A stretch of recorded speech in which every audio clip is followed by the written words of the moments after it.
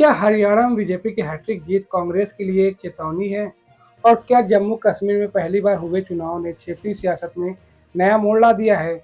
हरियाणा में बीजेपी ने 48 सीटें जीतकर सत्ता की हैट्रिक पूरी कर ली है। क्या ये नरेंद्र मोदी और मनोहर लाल खट्टर की करिश्माई नेतृत्व क्षमता थी या इसके पीछे कोई गहरी रणनीति छिपी थी? बीजेपी ने गैर जाट वोट बैंक पर विशेष ध्यान दिया, जिसे कांग्रेस ने नजरअंदाज किया। जाट बहुल इलाकों में कांग्रेस की पकड़ कमजोर पड़ गई, जिससे गठजोड़ की रणनीति को सही तरीके से न संभालने का संकेत मिलता है। बीजेपी की ये जीत क्या एक मजबूत जातिगत समीकरण का नतीजा है या कांग्रेस की रणनीतिक चूक?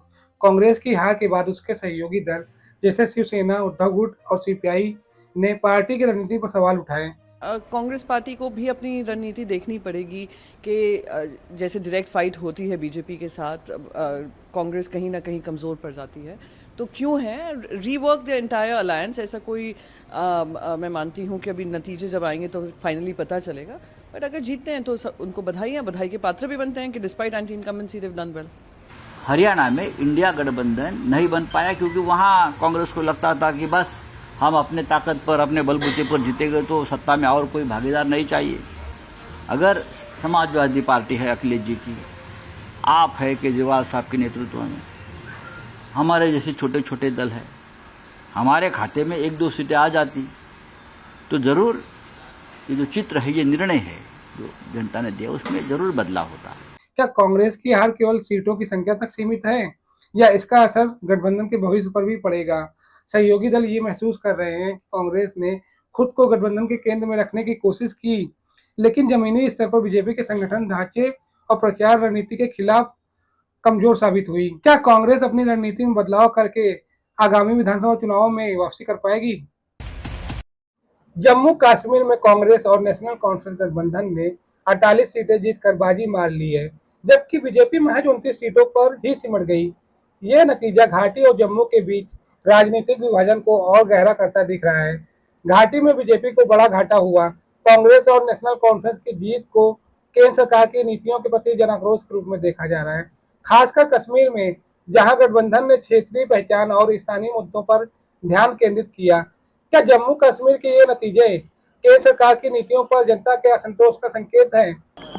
हमने कभी ये नहीं कहा कि हम 370 पे खामोश रहेंगे या 370 हमारे लिए अब मुद्दा रहा नहीं, लेकिन हम लोगों को बेवकूफ़ बनाने के लिए भी तैयार नहीं है। मैंने बार बार आप लोगों से कहा है इस इलेक्शन से पहले भी कि उन लोगों से उम्मीद करना जिन लोगों ने 370 हमसे लिया कि हम उन्हीं से वापस हासिल करेंगे, वो बेवकूफ़ी है, वो लोगों को धोखा देने के बराबर है।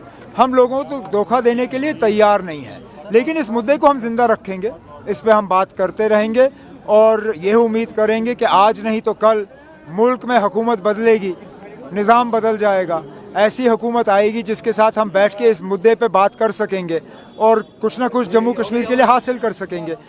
अब बात फिर से हरियाणा की। हरियाणा में हार के बाद कांग्रेस में अंदरूनी खींचतान और अधिक बढ़ गई। भूपेंद्र सिंह हुड्डा जैसे वरिष्ठ नेताओं पर आरोप लगाए जा रहे हैं कि पार्टी की रणनीति जातिगत समीकरणों पर जरूरत से ज्यादा निर्भर रही, जिसने गैर जात समुदाय को अलग थलग कर दिया। कुमारी शैलजा जैसे नेताओं ने खुलेआम पार्टी की नेतृत्व क्षमता पर सवाल उठाए। तालमेल नहीं रखा गया। जो कौन लोग हैं जो जिम्मेवार थे सबको साथ लेकर चलने के और पार्टी को एक दिखाने के और सबको बैलेंस आउट करने के, वो भी बातें हैं। क्या कांग्रेस का ये अंतरकला उसे अगले चुनाव में और कमजोर करेगा या ये पार्टी के लिए बदलाव के संकेत हैं? निराशाजनक है नतीजे। हम सुबह तक हमें पूरी उम्मीद थी, हमारे सभी वर्कर बहुत निराश हैं क्योंकि इन्होंने जो 10 साल सहा है कांग्रेस पार्टी के लिए, इन्होंने खून पसीना बहाया है। आज जब ऐसा नतीजा आता है तो निराश हो जाते हैं सब। निराशाजनक बात है ये। हरियाणा और जम्मू कश्मीर के चुनाव नतीजे भारतीय राजनीति में बदलते रुझानों को दर्शाते हैं। जहां बीजेपी अपनी रणनीति से लाभ उठाने में सफल रही, वहीं कांग्रेस को अब पार्टी के भीतर और बाहर दोनों मोर्चों पर चुनौतियों का सामना करना होगा। आगे के चुनावों में ये देखना दिलचस्प होगा कि कांग्रेस अपनी गलतियों से सबक लेकर वापसी कर पाएगी या बीजेपी का विजय रथ यूं ही चलता रहेगा।